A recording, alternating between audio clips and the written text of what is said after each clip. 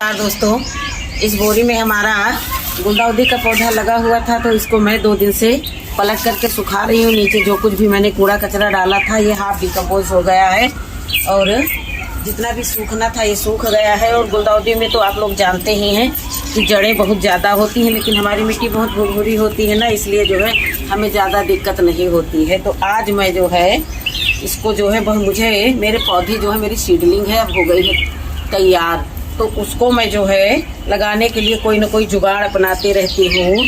तो मैं 2-3 जगह सब्जी लगाती हूँ कि यदि हमारा तो ये देखिए मिट्टी जैसी की तैसी है, क्योंकि 2-3 महीने में ये जो भी कंपोस्ट बननी थी वो बन गई। तो ये बोरी हमारी जो है कमज़ोर पड़ गई थी, तो इसको मैंने रख दिया कि इसमें कुछ दूसरा पौधा लगा दूंगी। और इसको मैंने भी उसी तरह से बांध करके रख दिया, फेंकूंगी नहीं जब तक इसमें दम है।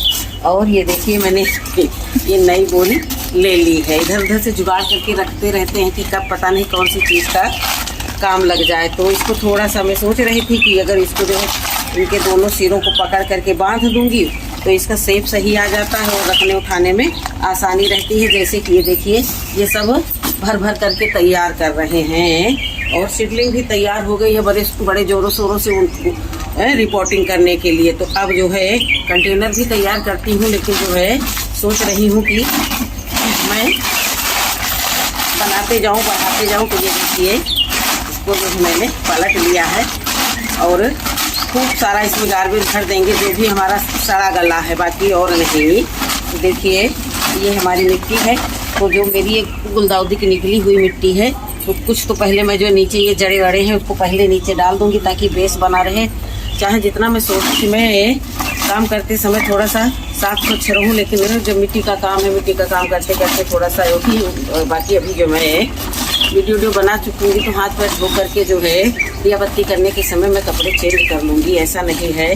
तो ये देखिए इतना बड़ा ये ग्रो बैग हमारा बन करके तैयार हो जाएगा और सारे कूड़े कचरे को मुझे इसी में भरना है। और बड़ी कंजस्टेड जगह है जहाँ पर मैं बैठी हुई हूँ, लेकिन मैंने इसको अपनी लैब बना रखा है भाई कि मैं यहीं पर सारा वर्क करूँगी। तो ये देखिए जो भी लकड़ी पकड़ी है सब मैं इनको नीचे थोड़ी सी मिट्टी डाल दी है, अब उसी में मैं ये भरते रहूँगी। भरने में थोड़ा समय लगेगा, तो जो मोटा मोटा पार्ट है मोटे मोटे पार्ट को भर देंगे, उसके बाद में फिर आगे जो कुछ भी मिला कर के डालना होगा उसको रखेंगे। तो इसको रखते हैं साइड से और सारा मोटा पार्ट पहले मैं हाथ की मदद से हलोर लूँगी। हलोरना मतलब मोटा मोटा इकट्ठा कर लेना। अभी जो पत्तियां वगैरह हैं ये 2-3-4 महीने में नहीं डिकम्पोज होती हैं, इनको जो है सड़ने गलने में कम से कम 8-9 महीना या कहूँ पूरा साल लग जाता है। इसलिए मैं पत्तियां नीचे भर भर करके लगा देती हूँ। कूड़े कचरे वाला गार्डन हमारा बड़ा हरा भरा रहता है। मैं जहाँ रहती हूँ वहाँ मुझे हरियाली ही दिखती रहती है। यहाँ से मैंने कम से कम मोटे मोटे 1 किलो के करीब में मैंने टमाटर तोड़े होंगे। और देखिए फ्लावरिंग जो स्वतः से पौधे जमे हैं सब ये उन्हीं का ये कमाल है। अब की बार मैंने नर्सरी से ज़्यादा फूल 2-4 की मैं कसम नहीं खा सकती, लेकिन मैंने नर्सरी से खरीदारी नहीं की तो नहीं की। बहुत सारी कमी है गार्डन में फूलों की, लेकिन कोई बात नहीं, जो है वही सब अच्छा है। हमारे पास जो प्राप्त है हमको वही हमारे लिए पर्याप्त है। तो देख सकते हैं ये मोटा मोटा मैंने हाथों की मदद से इसको बोलते हैं हमारी देसी भाषा में हलोर लिया। अब बची हमारी ये सब मिट्टी, ये देखिए सब गुलदाउदी की ही मिट्टी है। एक बोरी में मैंने 4-5 कटिंगें लगा दी थी, उन्होंने भी खूब फ्लावरिंग की। अब इसमें मैं ये देखो एक जो है स्कूप भर के ये जो है कम से कम 1 किलो के करीब में होगी, ये मिला दी मैंने गोबर की खाद मिला देते हैं इसलिए ना कि जो भी फ्रूटिंग वाले प्लांट रहते हैं ना तो उनको खुराक की कुछ ज़्यादा ज़रूरत रहती है। और उसके बाद में मैं इसमें थोड़ा सा ट्राइकोडर्मा मिला दूँगी। ट्राइकोडर्मा मिलाने का रीज़न क्या है कि ये हमारा किचन वेस्ट भी था ना इसमें, तो इसलिए जो है कोई फंगस ना क्रिएट करे और हमारा जो है पौधा स्वस्थ रहे। तो चाहे आदमी हो चाहे पौधा, हम लोग यही सोचते हैं कि सब कुछ स्वस्थ रहे। तो ये देखिए हाथों की मदद से इसको मिला देंगे। और अभी ये जो है जो भी रोड़ा है तो इनको सब मसल देंगे। देखिए कितने, ये देखिए ये मेरी मिट्टी है, ये क्या है, ये किचन वेस्ट है। किचन वेस्ट का कमाल है, इसलिए मेरी मिट्टी इतनी भुरभुरी रहती है। बहुत लोग जो है सुझाव दिए हैं कि थर्माकोल डाल दिया करो। अब थर्माकोल कहाँ से लाऊं, बड़ी दिक्कत की बात है।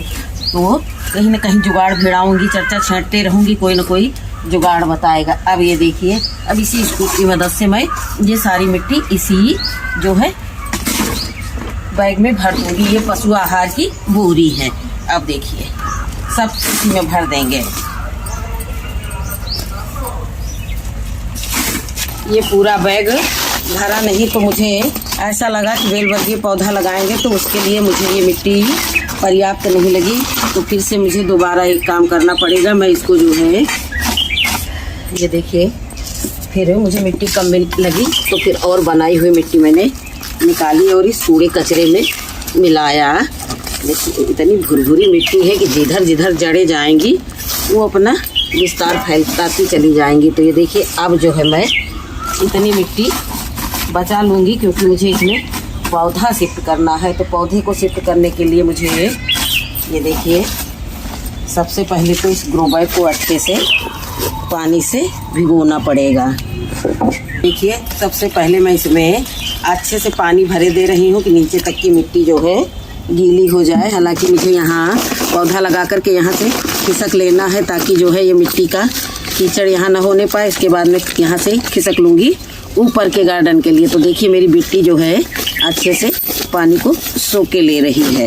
ये देखिए अब जो है ये रहा मेरा कद्दू का पौधा। आप लोगों ने देखा होगा मैंने कितने सारे सीड्स तैयार किए हैं। अब दिक्कत की बात ये है कि ये देखिए इनमें जो है कोम हम लोग इसको बोलते हैं, क्या बोलते हैं, बड्स बंधने लगी हैं।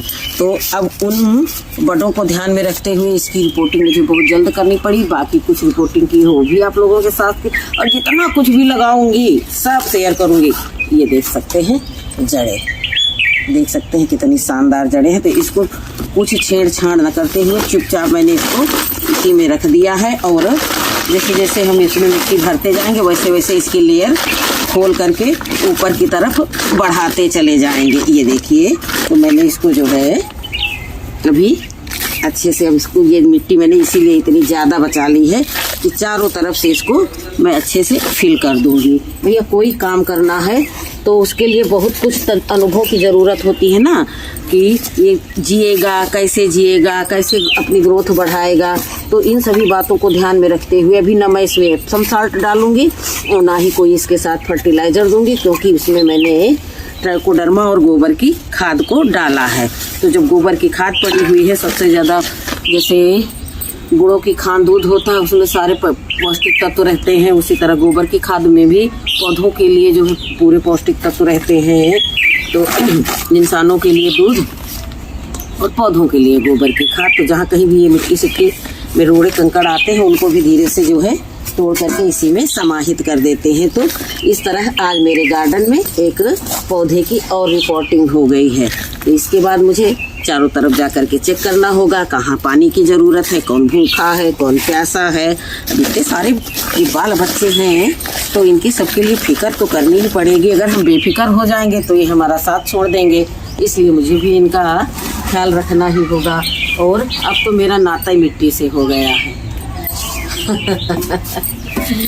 ये देखिए सदता सपरता नहीं है, लेकिन एक हुलस और हवस दोनों चीज़ बहुत ज़्यादा है कि ये कर सकती हूँ वो कर सकती हूँ। तो इसीलिए इसको जो मैंने ऐसे बना करके रख दिया। अब मैं किसी दूसरे की मदद ले करके इसको, मेरा जो ज़मीन में ये वाला नहीं, ये वाला मीठी नीम तो सेम ने कब्जा कर लिया, गुड़हल को विकास के लिए छोड़ दिया, और जो मेरा ज़मीनी गार्डन में मीठी नीम का पेड़ है उस पर के पास मैं ले जा कर के ये बेल रख दूंगी और उसकी मोटी मोटी ब्रांचों से मैं कई सारी चिंदी मुंदी फाड़ फाड़ करके लटकाती रहूँगी और इनकी लताओं को उसी में सपोर्ट देती रहूँगी। और इस प्रकार हमारा ये कद्दू का पौधा जो है जी जाएगा। अभी कम से कम मैं इसमें 5 किलो मिट्टी और डालूंगी, अभी 5 किलो मिट्टी और दूंगी। अभी जो है जैसे जैसे ये मोटी वाली स्टेम बढ़ेगी वैसे वैसे मैं इसको फिल करती रहूँगी, वैसे ये मतलब भर को हो गया है। तो मेरी खुशी का ठिकाना नहीं है कि मैंने इसको बहुत जल्द अच्छा एक निश्चित स्थान दे दिया है, क्योंकि जब पौधे बड़े होने लगते हैं उनकी रिपोर्टिंग भी नहीं कर पाते हैं तो उसके लिए भी थोड़ा सा मन टूटता है। तरोई, लौकी और कद्दू, करेला, ककड़ी, खीरा, इन सब की मैंने पौध तैयार की है। जो बीज मैंने organicbazaar.com से मंगाए थे उसमें मैंने कमेंट में पढ़ा था, कुछ लोगों ने धिक्कारा कि आप झूठ बोलते हो, आपके बीज उगते नहीं हैं। तो मेरे सारे बीज जर्मिनेट हो गए हैं। और सबसे कहेंगे कि इधर उधर भागने की अपेक्षा घर बैठे ही इस तरह के बीज मंगा करके आप अपनी गार्डनिंग की शुरुआत कर सकते हैं। शुरुआत में थोड़ा खर्च तो करना ही पड़ेगा, तो मैं तो खर्च की हूँ भाई बीजों पर, और मुझे रिजल्ट अच्छा मिल रहा है। अब पौध तैयार हो गई है, फ्रूटिंग भी मिल जाएगी, तब तो फिर मेरे पास पैसा ही वसूल हो जाएंगे। तो कैसा लगा आज का हमारा ये कार्य? आशा करती हूँ ये कार्य हमारा आप लोगों को अच्छा लगा होगा, और इसमें जो त्रुटियां रह गई होंगी तो जो हमारे रेगुलर व्यूवर्स हैं वो हमको बता देंगे कि आपको इसमें ऐसा कर देना चाहिए जिससे पौधा अच्छा रहे। तो आपके कमेंट का इंतज़ार रहेगा, और फिर मिलूंगी अगले वीडियो में। रोज़ रोज़ का तो मिलना हमारा रहता है। तब तक के लिए नमस्कार, खुश रहें, खुशियाँ बांटें।